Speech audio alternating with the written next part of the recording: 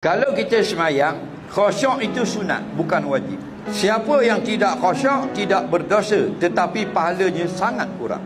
Kerana akimi solat li zikri, Allah kata dalam Quran, semayanglah supaya ingat kepada aku. Maka ingat kepada Allah itu khusyuk. Khusyuk ni ada banyak kelas dia. Kelas kita orang biasa, dua perkara buat. Yang pertama, jangan bergerak-gerak dalam solat sampai salam. Maksudnya pergerakan yang bukan solat. Kawal diri kita. Kalau gatal, sabar. Melainkan gatal yang mengganggu khusyuk, baru ganggu.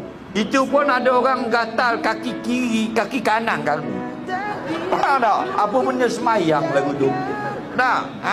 Nombor dua ialah tadabbur. Kita datangkan arti bacaan di mulut dalam hati. Allahu Akbar, Allah Maha Besar, Subhana Rabbiyal Azim, Maha Suci Allah, Maha Agung. Kata lagu tu, Rabbil Fili Warhamni Wajburni Wahdini.